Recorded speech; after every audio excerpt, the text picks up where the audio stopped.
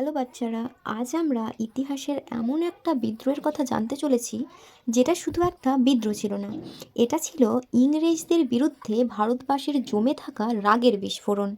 আজ থেকে অনেক বছর আগে যখন আমাদের ভারত স্বাধীন ছিল না, চারিদিকে শুধুই ইংরেজদের শাসন, ভারতীয় রাজাদের ক্ষমতা একে একে কেড়ে নেওয়া হচ্ছিল, কৃষকদের উপর বাড়ানো হচ্ছিল কর, আর সাধারণ মানুষকে সহ্য করতে হচ্ছিল অনেক অত্যাচার।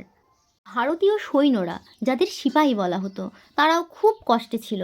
তারা ইংরেজদের জন্য যুদ্ধ করত, কিন্তু সম্মান পেত না। মনের মধ্যে তাদের রাগ জমতেই থাকলো।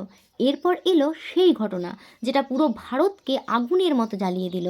ইংরেজরা নতুন এনফিল্ড রাইফেল চালু করলো। এটা ছিল একটা বন্দুক। সেই বন্দুকের কার্তুজ মুখে কামড়ে খুলতে হতো, কিন্তু খবর ছড়িয়ে পড়লো যে সেই কার্তুজে গরু আর শূকরের চর্বি ব্যবহার করা হয়েছে। হিন্দু সিপাহীরা ক্ষুব্ধ হয়ে গেল, কারণ গরুকে তারা মাতার মতো পুজো করত এবং মুসলিম সিপাহীদের শূকর ছিল ধর্মে নিষিদ্ধ। সবাই বুঝতে পারলো ইংরেজরা তাদের ধর্মীয় অনুভূতিকে অপমান করছে। এই সময় একজন সাহসী সিপাহী সামনে এগিয়ে এলেন, মঙ্গল পাণ্ডে। তিনি ইংরেজ অফিসারদের বিরুদ্ধে প্রতিবাদ করেন। পরে তাকে ফাঁসি দেওয়া হয়, কিন্তু তার এই সাহস অন্য সিপাহীদের মনে আগুন জ্বালিয়ে দেয়। তারপর 1857 সালের 10ই মে মিরাটে শুরু হয়ে যায় ভয়ঙ্কর বিদ্রোহ। ভারতীয় সিপাহীরা ইংরেজদের বিরুদ্ধে অস্ত্র তুলে নেয়। তারা দিল্লির দিকে এগিয়ে যায় এবং মুঘল সম্রাট বাহাদুর শাহ দ্বিতীয়কে ভারতের সম্রাট ঘোষণা করে।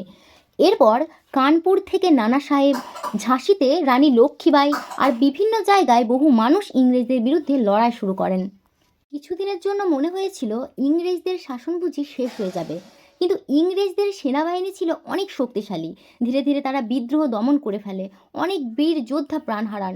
যদিও এই বিদ্রোহ সফল হয়নি, তবুও এর গুরুত্ব ছিল খুব বড়, কারণ এই প্রথম ভারতবাসী একসঙ্গে ইংরেজদের বিরুদ্ধে দাঁড়িয়েছিল। ইংরেজরা বুঝে গিয়েছিল ভারতের মানুষ আর চুপ করে থাকবে না। তাই 1857 সালের মহাবিদ্রোহকে বলা হয় ভারতের প্রথম স্বাধীনতা সংগ্রাম। তাহলে বাচ্চারা, শুধু একটা কার্তুজের ঘটনা নয়, এই বিদ্রোহের পিছনে লুকিয়েছিল বহু দিনের জমে থাকা রাগ, বহু কারণ, অপমান, অত্যাচার আর স্বাধীন হওয়ার স্বপ্ন।